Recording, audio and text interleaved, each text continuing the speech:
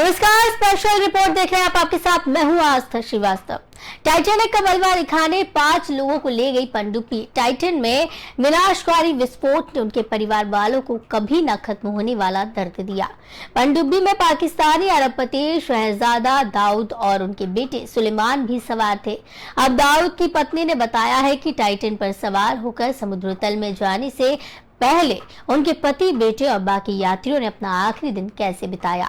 उन्होंने बताया कि उनके पति और बेटे को अपने आखिरी दिन में पनडुब्बी के जहाज पोलर प्रिंस पर बंक बेड में रहना पड़ा और ट्रे में बर्फ स्टाइल में खाना पड़ा। उन्होंने बताया कि टाइटन पर सवार होकर समुद्र में जाने से पहले सभी यात्रियों को एक के बाद एक मीटिंग्स में हिस्सा लेना पड़ा। बीच बीच में वो टाइटैनिक हादसे पर बनी प्रसिद्ध फिल्म टाइटैनिक भी देख रहे थे। टाइटन पनडुब्बी में पाकिस्तानी अरबपति और उनके बेटे के अलावा पनडुब्बी बनाने वाली कंपनी ओशन गेट को सीईओ स्टॉकन रश, ब्रिटिश अरबपति बिजनेसमैन हार्मिश हार्डिंग और फ्रेंच एक्सप्लोरर पॉल ऑनरी नाजलेट सवार थे।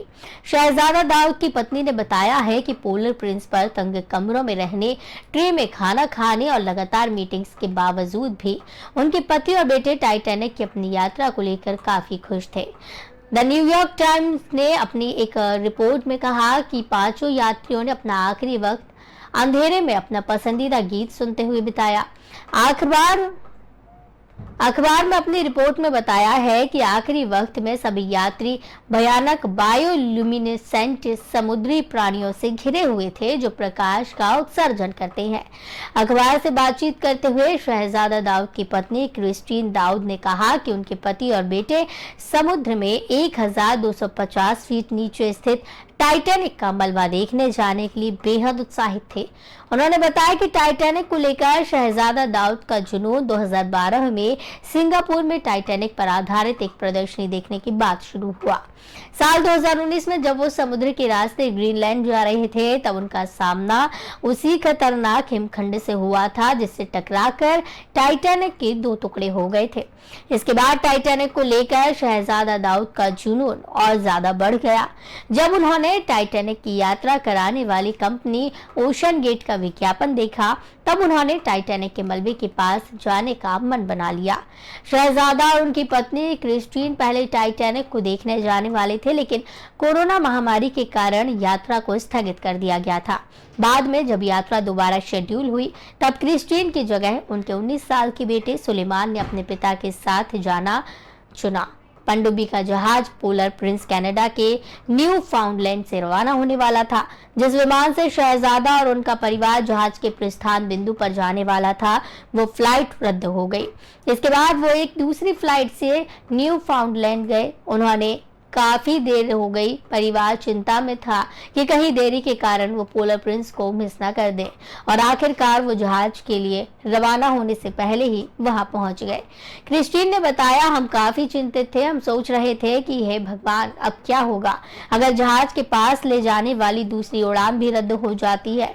क्रिस्टीन आगे कहती है कि काश वो दूसरी उड़ान भी रद्द हो जाती और वो पोलर प्रिंस तक नहीं पहुंच पाते तो उनके पति और बेटे आज सही सलामत उनके पास होते।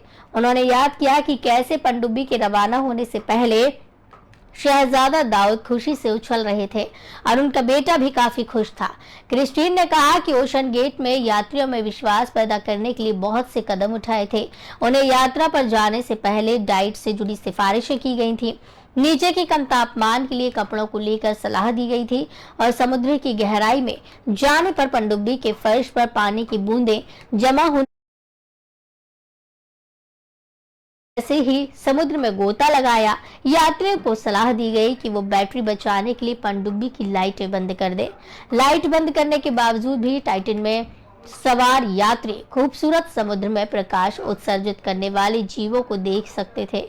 जब वो यात्रा पर निकल रहे थे तब उनसे उनके पसंदीदा गानों की प्लेलिस्ट भी मांगी गई थी जिसे वो अपनी यात्रा के दौरान सुनने वाले थे। क्रिस्टीन का परिवार इस पूरी तैयारी के दौरान काफी उत्साहित था। शहजादा को बस एक दिक्कत थी, वो गहरे समुद्र में जाने के लिए पहने जाने वाले उपकरणों को लेकर शिकायत कर रहे थे। क्रिस्टीन ने कहा कि पनडुब्बी गहरे समुद्र में इतनी धीमी गति से आगे बढ़ रही थी कि उन्हें कोई हलचल महसूस नहीं हो रही थी। जब पनडुब्बी से संपर्क टूटा तब क्रिस्टीन को बताया गया कि ऐसी गड़बड़ियां असामान्य नहीं है और अगर 1 घंटे के भीतर पनडुब्बी से संपर्क स्थापित नहीं हुआ तो वो अपने आप समुद्र की सतह पर आ जाएगी। टाइटन 18 जून रविवार को बीच समुद्र में लापता हो गई थी।